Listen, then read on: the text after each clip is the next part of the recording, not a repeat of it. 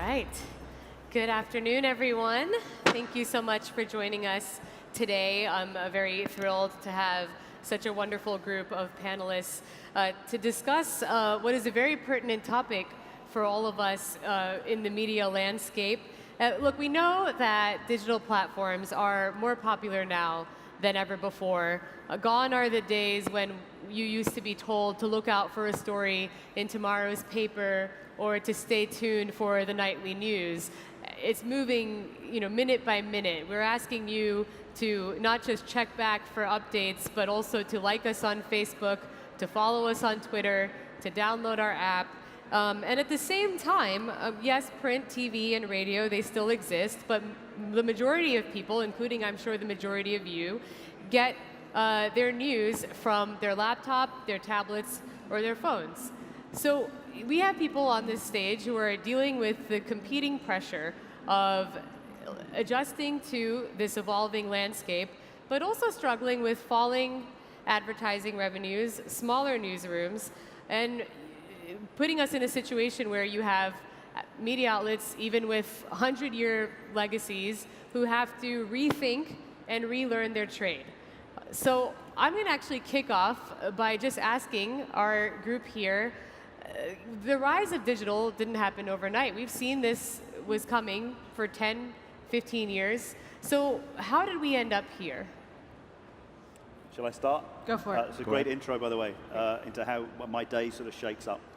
How did we get here? I think we were given an amazing opportunity as publishers 20 years ago to get to audiences we'd never been able to reach before, to go beyond our geographies, beyond our traditional storytelling methods, and the platforms that opened up on search and social transformed, I think, the world of publishing. I think it's taken a long time for the economic models to develop, and I think as publishers, we have, to some extent, we've leapt in to find out how deep the puddle is, and now some of us are trying to work out economically how does that work. But the good thing we all know is that news has never been more popular. Quality content's never been more popular. Good judgment and sound news judgment has never been more important. So over the next few years, I think you're going to see a sort of rebalancing of the economic model versus the sort of the value of good news. Meredith, I believe you said that you believe that news organizations are somewhat complicit in the status quo. Can you elaborate on what it is that you mean by that? Yeah, when you think about where we're at right now as an industry, you can be terribly optimistic, right? It's like the panel before this last one, and think about all the opportunities for the art and craft of storytelling and reaching audiences in new ways, and that's all true. When you think about the frustration with, or the challenges with the business model right now, we're at a very interesting point where for a long time, and this is the less optimistic side of this, for a long time inside of publishers and news organizations in particular, we have not always done things that are beneficial to the audiences that we are trying to serve. We have, in some ways, littered our sites and our pages with ad formats that audiences do not enjoy. We're doing this in our race to revenue so we can fuel and fund, in CNN's case, the global independent journalism that is so important. But we've made some of these decisions that have not always been as elegant or in favor of the audiences as possible. So we're in a little bit of a pickle right now, right? And some of the platforms and some of the browsers and some new technologies are providing audiences with the opportunities to block ads or not have video pre-rolls. And so this is creating this situation we're in right now. And I do think we are a little bit complicit and have to acknowledge that as news publishers. We've played a role in this. It is not only the platform's fault. We have participated in this ecosystem. Go ahead, Till. No, I think this is an excellent point, but I think it's important to understand why ads have become so aggressive, why so many users feel inspired to install an ad blocker to get rid of those poor experiences. And maybe to make an argument for the publishers, I think it's no publisher's fault. I think there's some dynamics in the entire industry that have evolved in this way. And I think one of the fundamental problems on the internet is there's no scarcity for ad impressions. There's basically an oversupply. So naturally, you have decreasing prices. We've seen this for years. So as a publisher, of course, you are forced to compensate those decreasing revenues by allowing more and more aggressive ads on your site. And this has created a vicious cycle in which ads become more and more aggressive, at the same time less and less valuable. So it is, of course, no surprise that users are opting out of this broken system by installing ad blockers. So Till, as the resident advertising executive here on this stage, how do you propose, or how would a company like yours propose breaking that vicious cycle that you just pointed to? So what we're establishing is basically a second ecosystem, which we call acceptable ads. So we started this a couple of years ago when we found out that almost everybody who installs an ad blocker doesn't hate all ads. So there's an opportunity to win those users back by showing them alternative, less intrusive ad formats. So we are now working with thousands and thousands of publishers worldwide, and they have the ability to just create different experiences targeted at different audiences. So there is a segment of users, especially the more sophisticated tech-savvy users, they install ad blockers. They can still be monetized, but they have to be monetized with alternative, less intrusive ad formats. And what we've been able to prove is that fewer but more high-quality ads actually provide more sustainable revenue for the publisher, because an ad impression all of a sudden has value again. Now, I was just going to say, I think there are technology solutions for that. I think there are editorial and product UX solutions for it. I think one of the joys of being a subscription site is you're able to balance the revenue. You're able to work out which ads are additive to the product. And people, we see exactly the same. Our customers say, look, I love Chanel ads. I love Dior ads. I don't necessarily need gambling ads in the middle of the Times. So as a subscription site, you can work out, I think, what your ad load's going to be, in which products do you carry which ads. So it's as much a judgment decision, I think, as a technology now, one. Chris, you've been very bullish about the quality of the Times product, but also making consumers pay for it. You were an early adapter of the subscription-based model. Maybe a subscription hipster, if you will. There was a time when there weren't many people who were willing to put up a paywall. Yeah. But the fact, there's some interesting research on how many people are actually willing to pay for news. So the Reuters Institute Digital News Report found last year that only 9% of people in the English-speaking world are willing to pay for news content online. In the United States, recently, that number has increased from 9 to 16%. Who are willing to pay for news online, but that's still a substantially low number. So how do you convince the public to pay for your product online when there is unlimited access, especially on the web, to many, many other sources which provide free content? I mean, look at the back of the hall. Every single startup at the back of the hall is trying to work out, how do I make the thing that I make valuable enough that people will pay me a price where I have an economic model. We're saying that 9% of people are willing to pay for news, but I would ask the question, if 9% of people are willing to pay, when the average level of free news is ubiquitous, available in your pocket, in the UK funded by the BBC to a large extent, I think 1 in 10 people who are willing to pay for a premium experience over and above that, to pay for opinion, analysis, some deep thinking about big questions, I think that's an amazing opportunity. And when, as I've said before, when I've got 9% of the market, I'll worry about the other 91. Meredith, your thoughts on the subscription-based model? I know this is not something that your company has currently adopted, but maybe is looking into. Yeah, I think, you've got to have this diversified portfolio in terms of revenue streams, right? The subscription model is a good one. Chris and team have been at it for a long time. We're exploring the same thing at CNN. We announced this recently. It's not the only thing. There is no single panacea, one magical solution, right? So I think that's one thing to know. The other thing just goes back to the title of this, which is how to make content matter. I mean, it's kind of what you're asking. And this sounds so basic, but we don't think enough about our audiences and this sea of feeds and screens and alerts and information, whether it's news or something else, right? I know a lot of people in the audience aren't journalists, and they're thinking about other messages to get to people. That's really important.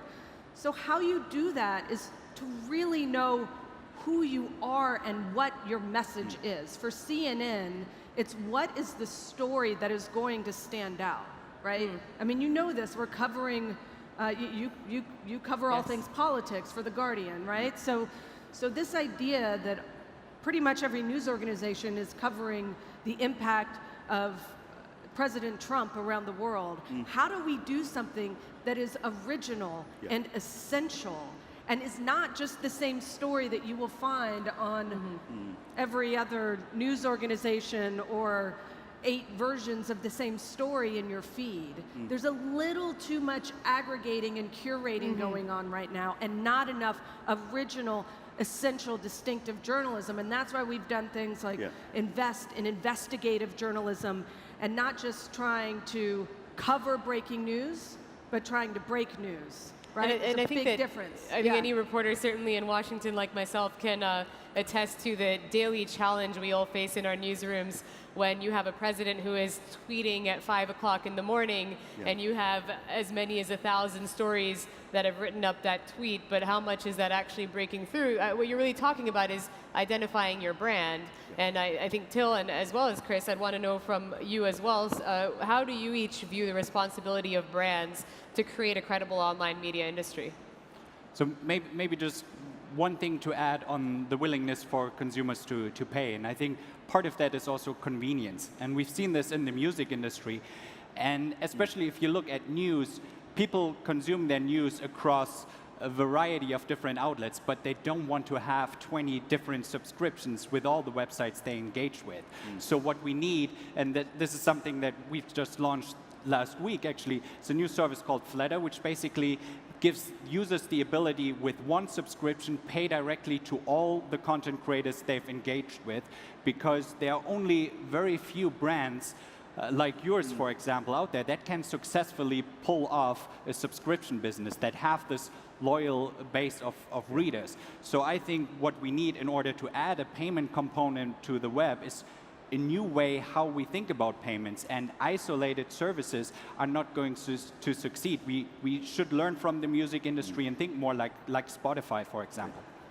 I think one of the areas that we do worry about in just the ecology of news, local news, smaller publishers with big brands who have the protection of mastheads. You know, we're 237 years of history. You know, we have a brand that we can sit behind.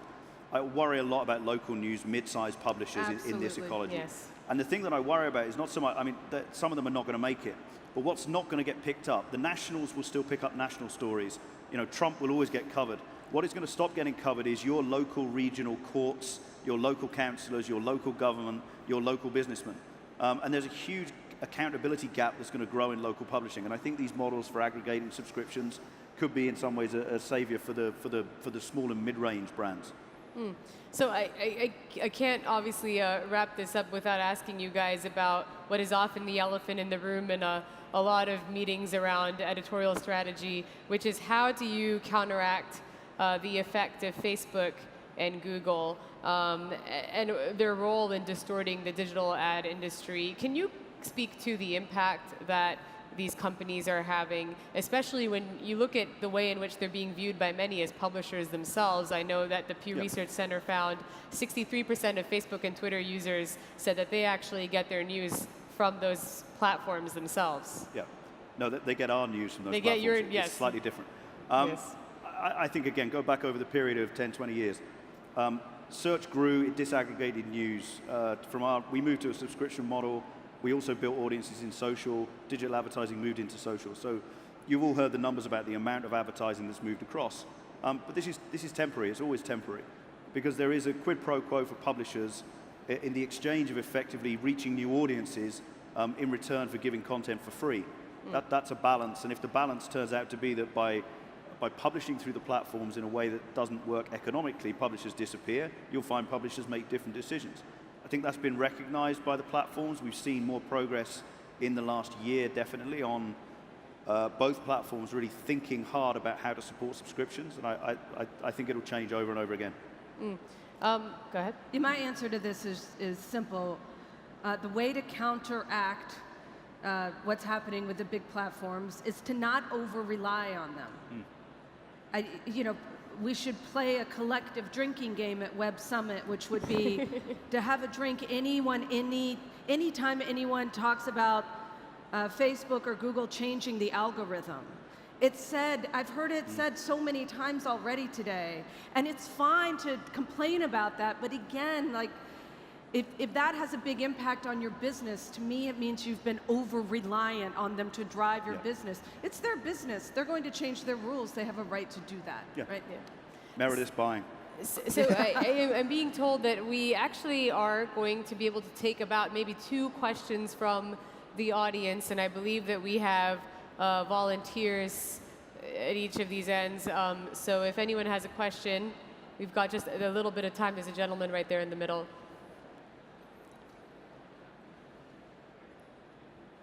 Does it work? No. Does anyone have an... Oh, hello. Oh, there you go. Hi. Hey, I'm Mohammed from TRT World. It's kind of like the BBC of Turkey. Question for the news guys on the panel. Do you think we need like a Spotify for news? Is it kind of, because the music industry has done quite well in, I guess, aggregating different news sources. Right. It's kind of what you were talking about. Do you think that's the way forward, as opposed to subscription models from different news outlets? I think possibly so. I think we need more diversity and exploration in the business model side.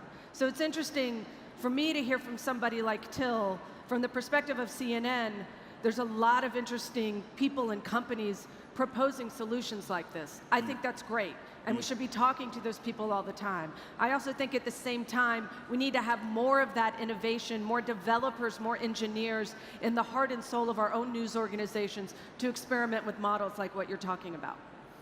Yeah, well, maybe just to quickly elaborate on what we are building with Flatter. Basically, the idea is if you as a user decide content on the web is worth to you, let's say $5 a month, then you can just, with one subscription, pay directly to all the content creators that you have engaged with. So you sign up once with Flatter, and then you continue to browse the web as you did before, and a smart algorithm will automatically distribute the money to the right places so that the websites that provided the most value to you get most of the funds that you put in. And this is really the first zero-click payment system for the web that can allow publishers to add a payment component to their monetization strategy that don't necessarily have the brand to get users to sign up individually only for their own site. All right, we have time for one other question. Oh, there's someone back there. Okay. Hi, actually, I'm just going to add or echo what Mr. Till just said, which is I'm also a power user, and thank you for AdBlock Plus, by the way. And it makes total sense. I mean, if you look at the history of piracy and all the different media that it took over, it's just people are not willing to pay for what they would consider an unfair price. And so people, as MP3, started to pirate MP3 files, but they're willing to pay for a premium subscription on Spotify. So it seems that it would be I wouldn't say obvious, but it seems like a very viable option to present this kind of Spotify subscription model where I don't really have a payroll for a determined media outlet, because I don't choose a media outlet on all of their articles. I want a specific article from that particular outlet. So a distributed model of payment would make a lot more sense and would allow a power user to navigate the internet more freely and being able to contribute to it at the same time. CNN doesn't seem like a regular subscription model because you've always been public, so a paywall wouldn't make sense at this point. However, being able to manufacture less intrusive ads would probably would retrieve a bigger ROI, because when I find an advert that is relevant to my particular article, I'm much more willing to click on that article than some regular, any kind of ad that's out there. That's just intrusive and annoying, and I'll just try to click it, and I'll tell you why it's uninteresting and annoying. It's a great point. I'd love to hear it as a question. My question is, when do you plan on taking this kind of subscription model more seriously and start thinking, because as you mentioned, long-form journalism and hard news are actually in search. So we're looking for something that would allow us to consume that with less distractions. Do you have any near future plans on doing this?